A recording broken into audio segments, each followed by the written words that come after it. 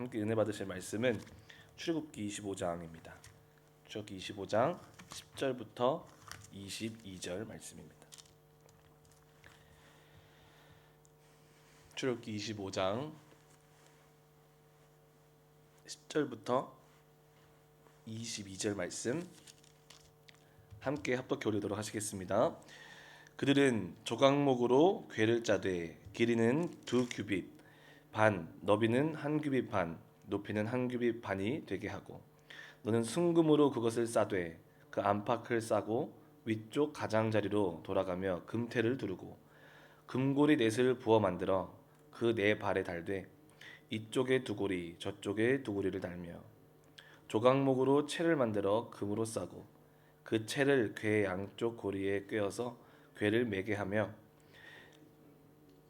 꿰대로 두고 빼어내지 말지며 내가 내게 줄 증거판을 궤 속에 둘지며 순금으로 속죄소를 만들되 길이는 2규빗 반 너비는 1규빗 반이 되게 하고 금으로 그룹 둘을 속죄소 두 끝에 쳐서 만들되 한 그룹은 이 끝에 또 한 그룹은 저 끝에 곧 속죄소 두 끝에 속죄소와 한 덩이로 연결할지며 그룹들은 그 날개를 높이 펴서 그 날개로 속죄소를 덮으며 그 얼굴을 서로 대하여 속죄소를 향하게 하고 속죄소를 궤 위에 얹고 내가 내게 줄 증거판을 궤 속에 넣어라.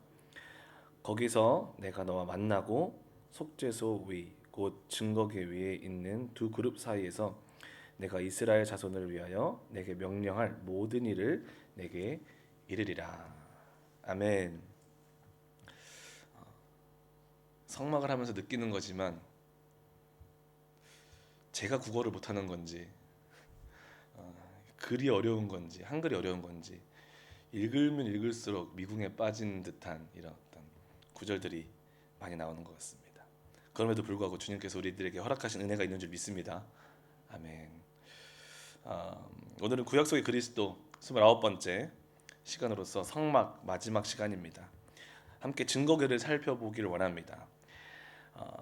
증거궤는 성막에 있어서 가장 중요한 곳이라고 해도 과언이 아닙니다. 그 이유는 엄밀히 말하면 지성소에 하나님의 영광이 임한다라는 것은 바로 그 증거궤 위에 하나님의 영광이 임하는 것이기 때문입니다. 이스라엘 민족은 이 증거궤 위에 임하시는 그 하나님의 영광을 경험하였고 이를 통해서 세상 어떤 나라도 어떤 민족도 경험하지 못했던 하나님과의 그 친밀한 관계를 이 증거궤를 통해서 경험하고 누렸습니다. 증거궤는 오늘날 우리들에게도 너무나도 중요한 사실을 가르쳐주고 있습니다. 바로 증거궤를 통해 하나님이 이스라엘 민족에게 거하셨듯이 오늘날 우리에게도 예수 그리스도를 통해서 하나님이 함께 거하신다는 것을 말씀해주고 계시는 줄 믿습니다. 이 증거궤를 통해 전달되는 그 하나님의 마음을 함께 이해해보며 나아가는 시간이 되기를 바랍니다. 오늘 본문 말씀 10절부터 21절까지는요. 이 증거궤가 다른 말로 법궤가 어떻게 구성되어 있는지를 말씀해주고 있습니다. 준비된 사진, 법궤 기본 구조 사진을 한번 띄워주시면 함께 보면서 이해해보기를 원하는데요.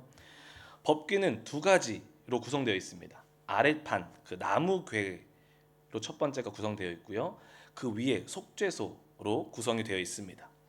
그 아래쪽에 나무 궤는 조각목으로 만들어진 상자며 지난번에 한번 간단하게 언급드렸지만 이 조각목이라는 것은 시띠나무, 아카시아 나무로서 매우 단단하고 내구성이 좋은 나무로 알려져 있습니다. 그런데 많은 사람들이 오해하는 것이 이 조각목은 싸구려 목재다라고 이해를 하는데요. 그게 아니고 이 조각목은 이집트에서는 불멸의 상징으로 사용된 튼튼한 나무로 알려져 있고 더 나아가서 파라오의 관으로도 쓰일 정도로 신성한 재질의 나무였다라는 것입니다. 그래서 지금 이 나무궤, 이 궤를 만들었던 만들기 위해서 사용된 조각목은 상당히 신성하게 여겨졌고 값비싼 종류의 나무였다는 것입니다. 그리고 그 위에 속죄소가 올려지는데요. 속죄소는 만들어진 나무궤 위에 올려지는 궤의 뚜껑입니다. 그 천사 모양이 있죠. 그 뚜껑 파트를 속죄소라고 합니다. 속죄소의 소라는 글자 때문에 마치 속죄소는 지성소 안에 있는 어떠한 특별한 장소로 잘못 우리가 이해할 때가 있습니다. 하지만 이는 법궤의 뚜껑 부분임으로써 사실 속죄 덮개 또는 속죄 판이라는 번역이 더 적절했을 것입니다. 그리고 계속해서 본문 말씀은 이 사이즈를 우리들에게 규격을 설명해주고 있는데요. 출애굽기 25장 10절에 보게 되면 궤의 크기, 그 나무 궤의 크기는 길이가 2.5규빗, 한 125cm 정도, 그리고 그 폭이 1.5규빗으로서 75cm 정도, 그리고 높이는 1.5규빗으로서 또 동일하게 75cm. 그렇게 크지 않은 사이즈의 나무 궤로 우리가 알 수가 있습니다. 속죄소의 크기도 마찬가지입니다. 17절에도 보게 되면 그 길이가 2.5규빗 그리고 폭이 1.5규빗으로서 그 궤의 크기와 동일하다는 것을 우리는 알 수가 있습니다. 그 속죄소는 항상 그 나무 궤와 구분되는 독자적인 물건으로 취급되었습니다. 나무 궤 따로, 속죄소 따로 구분을 해서 취급이 되었다라는 것입니다. 그러나 일반적으로 우리가 아는 것은 그 나무 궤와 그 속죄소를 하나로 묶어서 법궤 또는 언약궤라고 일체형으로 우리가 이해되고 있는 것이 일반적인 것 같습니다. 하지만 엄밀히 말하면 오늘 본문에서도 나오지만 하나님은 그 지성소 안에 있는 그 법궤 위, 특별히 그 속죄소 위에 임하신다라고 본문 말씀은 말씀하고 있습니다. 그 속죄소 위에 있는 그 그룹들, 사진을 띄워주시면 감사하겠습니다. 그 속죄소 위에 있는 그룹들, 그 천사들, 체룹이라고 하죠. 천사들은요, 두 개의 천사의 모습을 띠고 있는데요.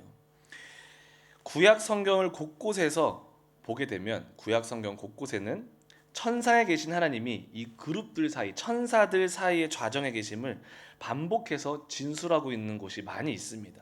대표적인 곳이 에스겔서 10장 4절부터 5절 말씀이고요. 시편 18편 10절에서도 이런 말씀을 합니다. 야훼 하나님이 그룹을 타고, 천사들, 체룹을 타고 다니시며 바람 날개를 타고 높이 솟아오르셨도다라고 말하는 것을 볼 수 있습니다. 요한계시록에서도 마찬가지입니다. 비록 그 그룹이라는 단어는 쓰진 않았지만 내 생물이 하나님의 보좌 둘레에서 그분을 시중을 들며 찬양하고 있는 천상의 장면을 말씀하고 있는 것이 요한계시록 4장에 기록되어 있습니다. 이 천상의 그림들이 하나님의 그 선택하신 그 백성으로 하여금 눈으로 직접 볼 수 있도록 지상화된 것이 바로 속죄소 위에 만들어진 두 천사의 모습이었다라는 것입니다. 즉 두 그룹은 이 속죄소 위에 이렇게 만들어져 있는 두 그룹은 이 법궤 위 속죄소가 거룩하신 왕 하나님의 영광이 임하는 곳이다라는 것을 강조하고 확증하는 기능을 하고 있다라는 것을 우리는 알 수 있는 것입니다. 바로 그 속죄소 위에 하나님이 임하신다라는 것을 말씀해주고 있는 것입니다. 본문 말씀을 통해서 발견할 수 있는 놀라운 사실은 하나님이 속죄소 위에 임하시는 이유가 바로 이스라엘 민족을 만나기 위함이다라고 22절에서 말씀하고 있는 것입니다. 함께 읽어보도록 하겠습니다. 22절에 거기서 내가 너와 만나고 속죄소 위 곧 증거궤 위에 있는 두 그룹 사이에서 내가 이스라엘 자손을 위하여 내게 명령할 모든 일을 내게 이르리라 라고 말씀하고 있습니다. 그 속죄소 위에서 하나님이 우리를 만나 주신다라고 말씀을 하십니다. 하나님이 속죄소 위에 임하신다라는 것이 이스라엘 민족뿐만 아니라 오늘날 우리들에게도 너무나도 큰 의미가 있고 얼마나 이것이 큰 은혜인지를 우리는 이해해야 될 것입니다. 하나님은 온 천지 만물을 창조하신 창조주이십니다. 믿으십니까? 아멘. 그 말은 무슨 의미냐면 세상의 모든 것이 존재하기 전부터 그분은 존재하셨던 분이시기 때문에 그분은 우리들처럼 어떤 이런 공간이나 그리고 우리가 속해 있는 시간 그리고 어떤 특정한 상태에 제한받으실 수 있는 분이 아니시라는 것입니다. 그런 하나님이 이렇게 작디 작은 그 속죄소 크기, 그 속죄소 위에 임한다라는 것이 우리가 다시 한번 생각해 봤을 때 가능하다고 생각하십니까? 어떠한 공간과 시간과 상태에도 제한받을 수 없으신 광대하신 분이 이렇게 작은 속죄소 위에 임할 수 있다라는 것, 임재하신다라는 것이 말이 되는 것일까요? 안 된다고 말해주면 참 좋을 것 같은데 그럼 진행이 되는데 저도 이제 혼동이 되기 시작해요. 계실 수 있으신 건가? 동일한 답인 줄 믿습니다. 하나님의 속죄소 위에 임하신다라는 것이 얼마나 큰 의미인지를 우리는 깨달아야 합니다.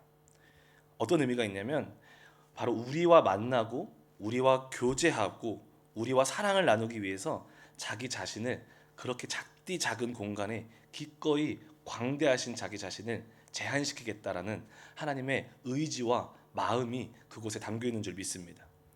고작 해봤자 2.5 규빗 125cm 길이와 그리고 1.5 규빗 75cm의 폭 크기에 해당하는 그 속죄소 위에 자기 자신을 우리를 위해서, 여러분들을 위해서, 저를 위해서 기꺼이 제한시키시겠다라는 거예요. 보여주시겠다라는 거예요. 만나주시겠다라는 것입니다. 아멘. 저희도 집을 돌아다 보면은 방 조금만 작으면은 이 집은 파스 이렇게 하시지 않으세요? 그죠? 근데 주님이 거하시겠다고 하는 그 크기는 125cm, 75cm입니다. 저도 못 들어갈 것 같은데, 그죠? 그곳에 임하시겠다라는 것입니다. 이 모습은 누구를 기억나게 하십니까? 하나님의 본체이셨던 성자 예수님이 육신의 몸을 입고 마국간이라는 낮고 낮은 그리고 작디 작은 곳, 천하디 천한 곳에 태어나 우리 가운데 임하신 것을, 그 사건을 기억나게 합니다. 이렇게 낮고 작고 비천한 곳에 광대하신 하나님의 본체이신 예수님께서 친히 임하신 이유와 목적이 무엇일까요?